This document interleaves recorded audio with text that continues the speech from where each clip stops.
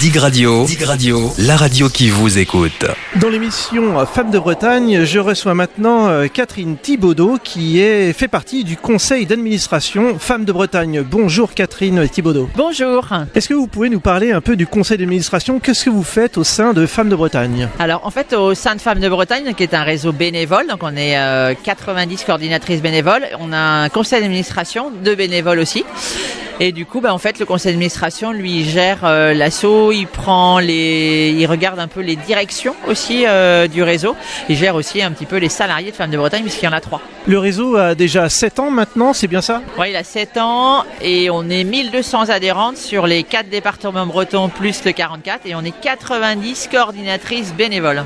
Et vous l'avez rejoint à quel moment? Ça fait combien d'années que vous y êtes? Je l'ai rejoint, on m'a appelé en 2020, pendant le confinement. Qu'est-ce qui vous a amené à devenir justement faire partie du conseil d'administration? En fait, quand j'ai pris la coordination, je pense que moi j'avais une dette envers le bénévolat de par mon histoire avec mes parents qui font beaucoup de bénévolat, et donc j'ai pris vraiment le poste entre guillemets bénévole à cœur, et du coup on a fédéré beaucoup d'événements. Donc on a fédéré un gros groupe à Nantes Sud, dont Delphine qui nous avait rejoint d'ailleurs, qui ouvre aujourd'hui Clisson. Et donc en fait à Nantes Sud on faisait beaucoup d'événements, parce que normalement chaque coordinatrice fait un événement par mois, et moi j'en faisais plutôt 3-4 plus un after work.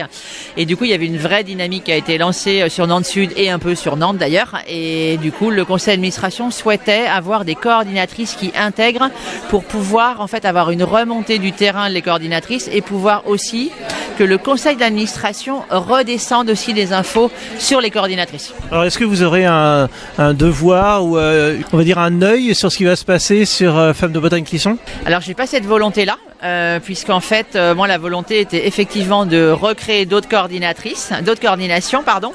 Donc là il y a Nantes qui a réouvert la semaine dernière, on était aussi 80, et en fait moi mon envie en fait c'est qu'il y ait des coordinations partout, pour qu'on ait de plus en plus d'événements, mais je n'ai pas du tout envie de gérer les coordinations.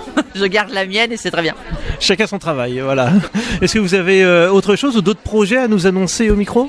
En fait, l'idée, ça va être, comme on a recréé pas mal de coordinations là sur le 44, c'est vraiment d'avoir un programme qui soit cohérent dans l'espace, dans les lieux et dans les types d'ateliers, et de peut-être faire des événements communs, puisqu'avec Delphine, on a aussi l'intention de faire des événements communs. Par exemple, le 13 décembre, on fait un gros événement, un gros after work, où là, ça va être toutes les coordinations de Grand Nantes.